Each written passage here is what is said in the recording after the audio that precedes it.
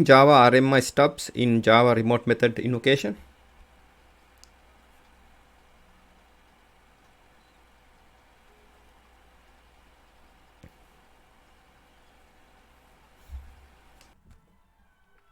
Here this diagram is with about downloading Java RMI stubs with related to dynamic code downloading using Java RMI using the java.rmi.server.codebase property.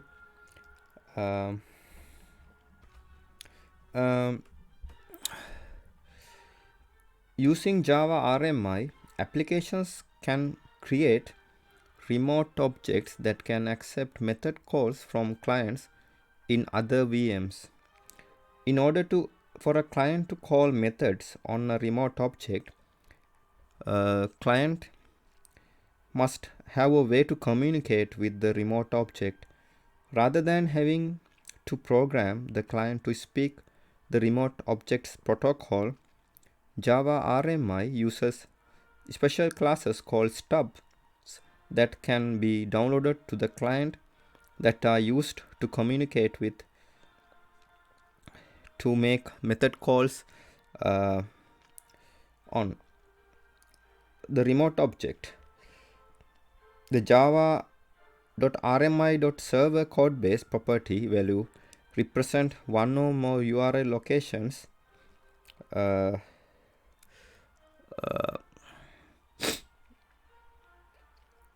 from which these stubs and any classes needed by the stubs can be downloaded.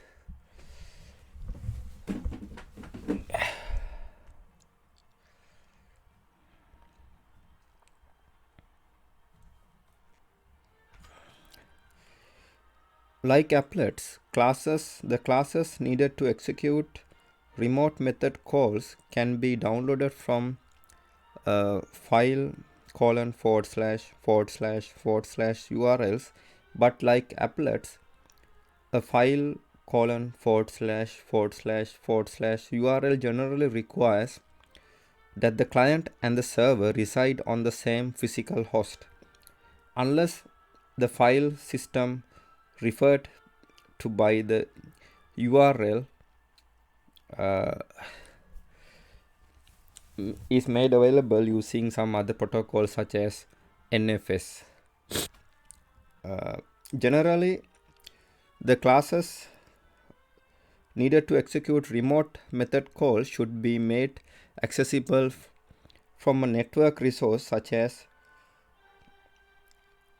an HTTP or FTP server.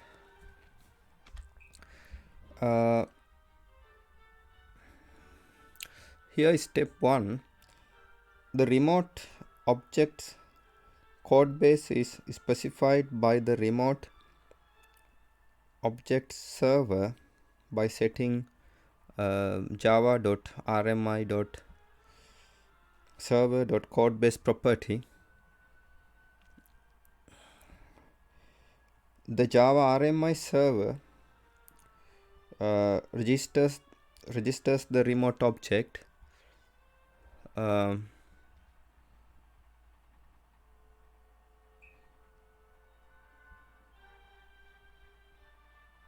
bound to a name with the RMI registry.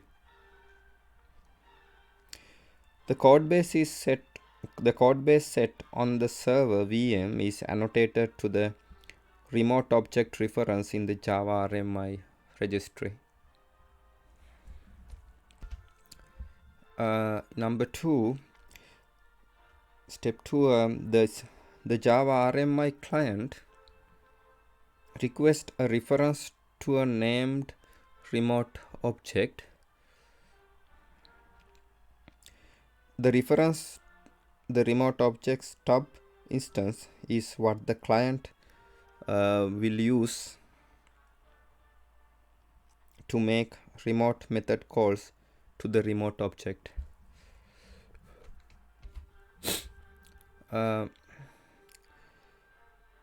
Step 3, the Java RMI registry returns a reference, a stub instance to the requested class.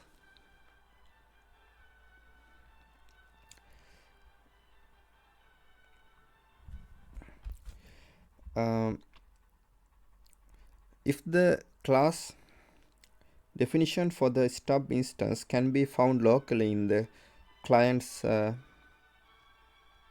class path, which is always searched before the code base, the client will load the class locally. However, if the definition for the stub is not found in the client's class path,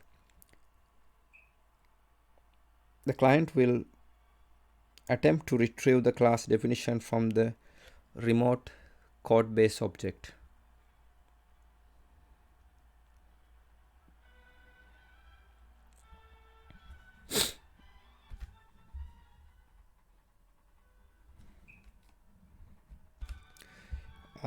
Step 4, the client requests the class definition from the code base. The code base the client uses is the URL that was annotated to the stub instance when the stub class was loaded by the registry. Back in step 1, the annotated stub for the exported object was then registered with the RMI registry bound to a name.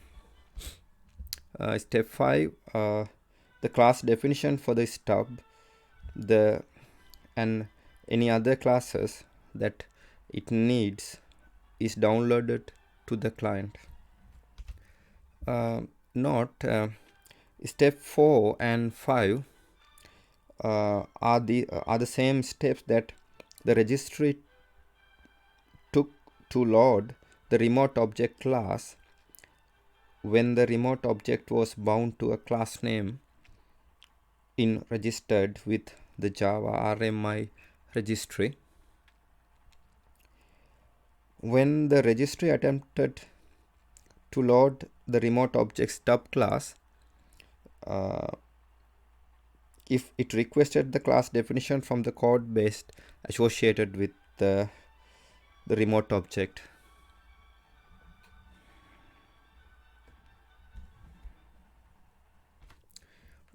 Step 6, now the client has all the information that it needs to invoke remote methods on the remote object.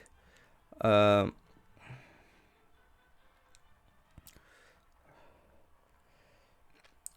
stub instance acts as a proxy to the remote object that exists on the server. So unlike applet, which uses code base to execute in its local VM, the Java RMI client uses the remote object's code base to execute code in another potentially remote VM, as shown here. So here, server that exported the remote object,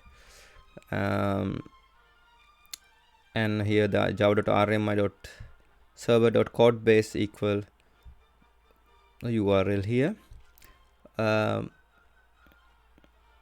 and server registers a remote object bound to a name from server that exported the remote objects to RMI registry.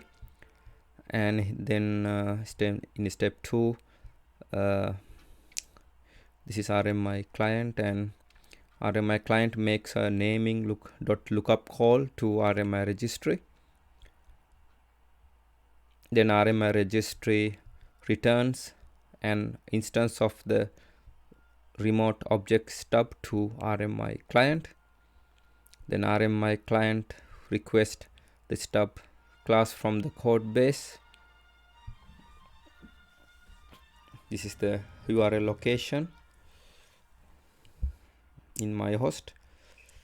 Then HTTP server returns the remote object stub class to client, and finally the RMI client makes a remote method call to remote object instance here.